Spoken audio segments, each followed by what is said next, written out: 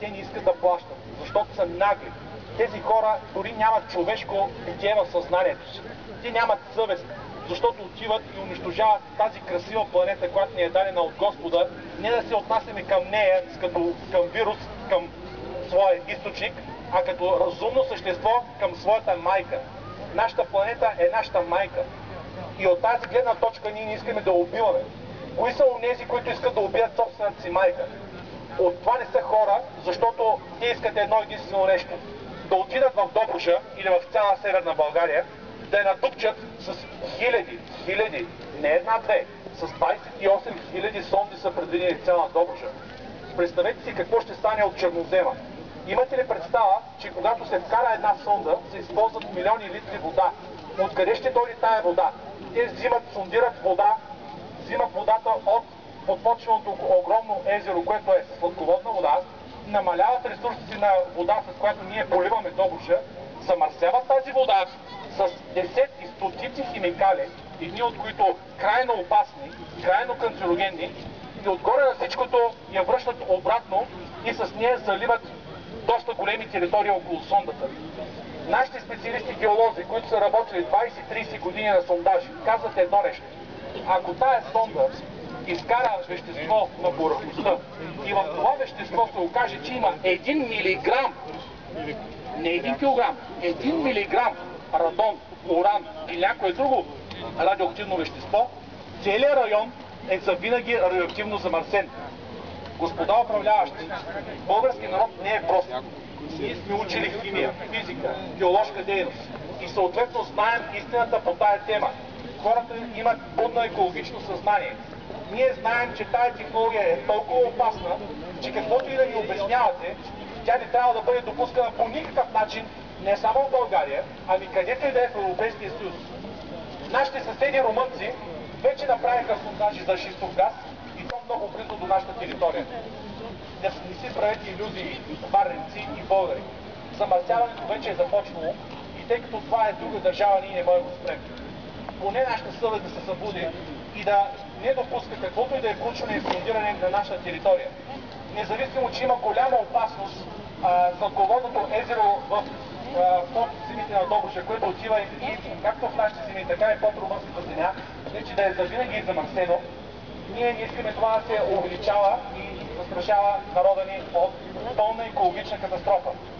Вероятността това да бъде четвъртата национална катастрофа, с която цяла половин България да бъде завинаги изселена заради отровите на тези крупни фирми, е много голяма. Господин Бойко Борисов в началото каза, че 1% вероятност, ако има, ще забрани, за каквато и да опасност, ще забрани тази технология. Петък, вчера, каза нещо много по-ясно, независимо, че огромно количество медии бяха цензурирани и не излъчиха неговото изказване. Само, че ние чухме неговото изказване и аз ще си го повторя. Той беше провокиран съвсем конкретно от партия Атака, от господин Волен Сидеров и отговори съвсем ясно. Ако вие сте внесли искане за мораториум против шистовото проучване и сондиране в България, партия ГЕРБ ще подкрепи този мораториум. Господин Бойко Борисов, внесете колкото се може по-бързо това искане за мораториум и го подкрепете, както сте обещали, защото ние вярваме, че като кажете нещо го изпълнявате. И тогава ние ще ви благодарим още веднъж, че сте чули гласа на народа. Гласа на народа е съвсем конкретен, ясен и точен. Ние не искаме каквото и да е проучване за шистов газ в България. Нито в нашия регион около Варна, защото варненци, имайте на предвид, че един от сондажите е точно над Винница. Ако стане този сондаж, просто голяма част от града ни ще трябва да се изцелва. Защото водата ще се замърси, ще започне да се отделя огромно количество метан в атмосферата.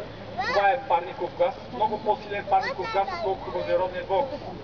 В момента се правят опити да се вкарат и проучвания в тази област, да се вкара въглероден двуокис в подземните сондажи около града ни. Искам само да ви кажа нещо, каквото се е случило в Централна Африка. Даваха филма по National Geographic. Там не е техногенна човешка дейност, там беше едно излигване на вулкан, но не е с лава, а с въглероден двуокис. Огромно количество въглероден двуокис излезе на повърхността и в цели огромни територии всички хора и всички животни измряха. за един единствен ден. Ако се направи една там сонда до Галата и се вкара огромно количество въглероден двуокис и подкупните хора, които работят там, защото аз не вярвам в тези специалисти, които ще направят този сондаж, просто не вярвам, защото в България почти всичко е под всякаква критика. И има опасност това огромно количество въглероден двуокис да излезе на повърхността. Това е тежък газ. Този газ ще се склее като една мъгла и ако дойде в града ни, тук огромно количество хора просто ще вървят и ще изпопадат по улиците отровени от този газ и ще умрат завинаги. Нашите управници не разбират едно нещо, че народа вече не е спящ. Народа не е манипулиран. Народа е буден. Той вече има пълен достъп до информация.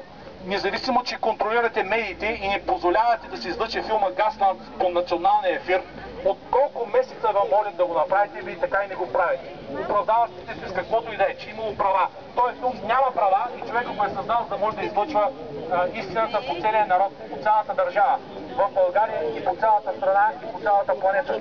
Този филм е спечелил награди. Обаче вие не искате да го излъчвате. Всеки път, когато стане някакво мероприятие, вие говорите, че са събрали 10-20 човека. Миналия път се събрахте 100 човека, станаха 300 на самия протест. Днеска се събрахте 300 човека, станаха 500 човека. Господин Бойко Борисов, цяла Варна ли трябва да стане и да ви каже нещо, че да го чуете? Изпълнете едно нещо конкретно, което сте обещали. Процента за риска е повече от 1. Казахте 1%. Има ли? Ще спрете тая технология. Процентът е много по-голям. Става въпрос за това, че 20 сонди в щатите, когато направят сондиране, една от тях се разваля. Ако го сметнете с проста математика, това е около 5% риск от най-елементарна дейност. 5% е много повече от 1%, господин Бойко Борисов. Спрете тая технология моментално. Не на шистовия газ!